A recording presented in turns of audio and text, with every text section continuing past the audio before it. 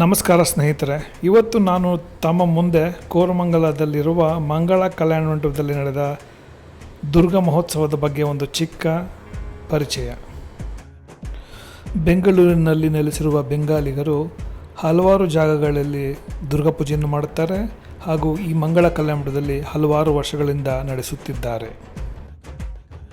ಯಾವುದೇ ಒಂದು ಸಂಸ್ಕೃತಿಯಲ್ಲಿ ಹಬ್ಬ ಎಂದರೆ ತಮ್ಮ ಮನೆಯವರೊಡನೆ ಒಳ್ಳೆಯ ಕಾಲ ಕಳೆಯೋದು ಹಾಗೂ ದೇವರ ದರ್ಶನ ಪಡೆದು ಆಶೀರ್ವಾದ ಪಡೆಯೋದು.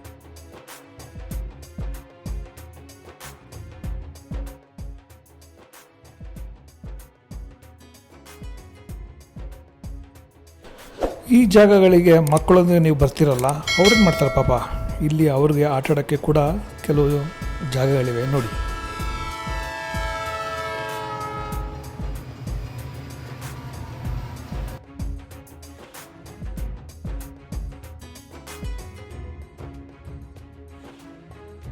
ಇಲ್ಲಿಗೆ ಕುಟುಂಬದವರಿಗೆ ಬಂದಾಗ ಹಾಗೆ ಕೈ ಬಿಸ್ಕೊಂಡು ಹೋಗೋಕ್ಕೆ ಸಾಧ್ಯನೇ ಇಲ್ಲ ಅಲ್ವಾ. ಅದಕ್ಕೆ ಇಲ್ಲಿ ಹಲವಾರು ಸ್ಟಾಲ್ಗಳಿದೆ.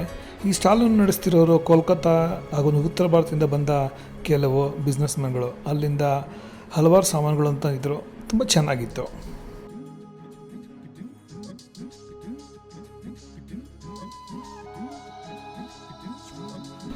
ದೇವ್ರ ದರ್ಶನ ಪಡೆದು ಮಕ್ಕಳೆಲ್ಲ ಆಟ ಆಡಾದ್ಮೇಲೆ ನಮಗೆ ಓಡಾಡಿ ಸುಸ್ತಾಗಿರುತ್ತಲ್ಲ, ಅದಕ್ಕೋಸ್ಕರ ಇಲ್ಲಿ ಫುಡ್ ಸ್ಟಾಲ್ ಕೂಡ ಇತ್ತು.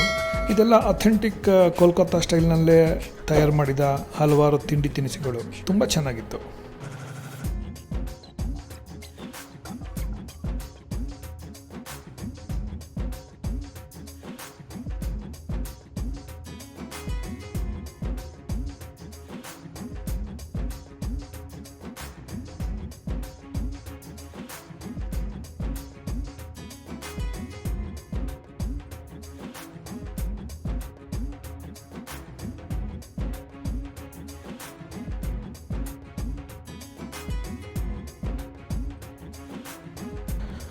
ಇಷ್ಟೆಲ್ಲ ಆದಮೇಲೆ ಹೊಟ್ಟೆ ತುಂಬಿರುತ್ತೆ ಹಾಗೂ ಒಂದು ಒಳ್ಳೆ ಮನೋರಂಜನೆ, ಇಲ್ಲಾಂದರೆ ಹೇಗೆ.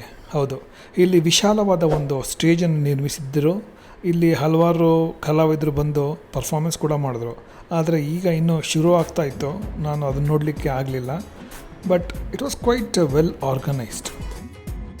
ಸಂಜೆ ಆಗ್ತಿದ್ದಾಗೆ ರಜಾ ಬೇರೆ ಇತ್ತಲ್ಲ, ಸಾಯಂಕಾಲ ಸುಮಾರು ಜನ ಬರೋಕ್ಕೆ ಶುರು ಆದರು. ಸಾವಿರಾರು ಜನರು ಬಂದು ದೇವರ ದರ್ಶನ ಪಡೆದರು.